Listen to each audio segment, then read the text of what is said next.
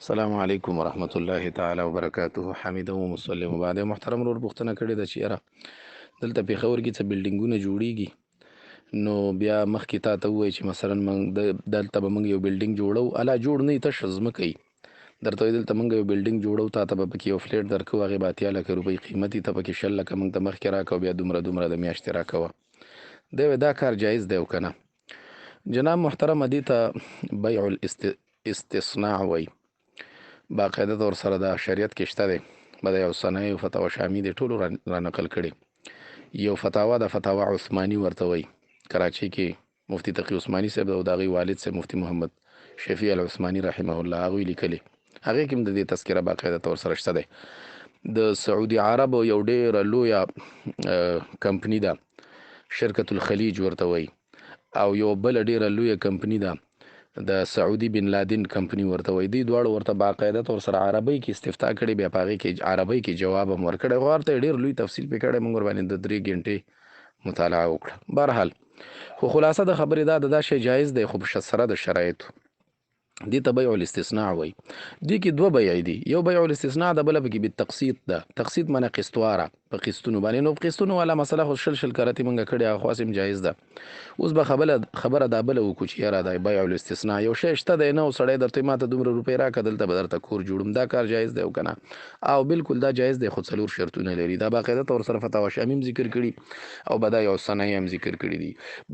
دغه کې بغاټ مطلب پې لګولی دی، مطلب فی بیان الاستثناء، په دغه کې فتاوا شامی کې دی وایي وفي البدایع من شروطه بیان جنس المصنوع ونوعه وقدره وصفته. 4 شرطونه دي. یو دا د مقدار به درته معلوموي چې څومره ځای به مقدار د دې به مقدار معلومي. بله دا ده چې د دې به صفت معلومي،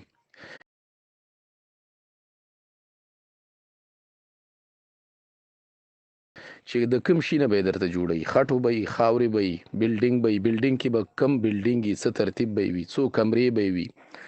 بل دا د زمان به درته بیانوي، زمانه چې دا به په څومره ټیم کې درته جوړوي، میاشت کې به یې جوړوي، 2 کالو کې. تاسو هسې ویلي چې درته ویلي 3 کالو کې به قبضه تاته درکوو. او څلورم دا ده چې جنس به درته بیانوي چې دا څه شی دی، کور دی، دفتر دی، کمره ده، څه بلا ده.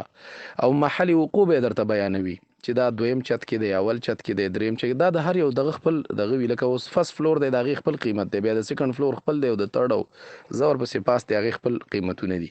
نو چې دغه رنګې شرایط او ضوابط پکې مراعات شي، بالکل بیا دا بیع جایزه ده، دې کې هیڅ مسله نشته. دا باقاعده طور سره ما درته فتاوا شامی جلد 3 جلد 5 او صفحه 230 غټ مطلب یې پیښی کتاب البیوع کې، مطلب فی الاستثناء، بیا یې باقاعده طور سره لیکلی. دغه رنګې فتاوا دا بدایع الصنایع هم لیکلی. بدایع الصنایع کې د دې تعریف هم کړی. استثناء څه ته وهو عقد على مبيع فی الذمة. دا وګوره، دا معامله په داسې یو څیز باندې ده چې اوس موجود نه دی، د چا په ذمهوارۍ باندې یو شی ور اچول دي، شرط فيه العمل، چې هغه ورته کېدی شي دا کار به زه تاته کوم، دا به درته وروسته کوم.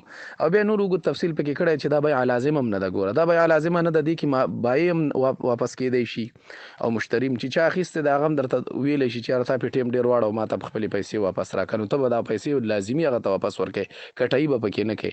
او چې دا څوک یې مالک دی هغه هم ورته وایي چې یاره نه در باندې خرڅومه، ځکه چې تا پیسې کمې ته نه راکوي یا شرایط نه پوره کوي، هغه هم واپس کېدی شي. بهرحال خو دا عقد لازمه په دې دواړو باندې نه دی. السلام علیکم ورحمت الله.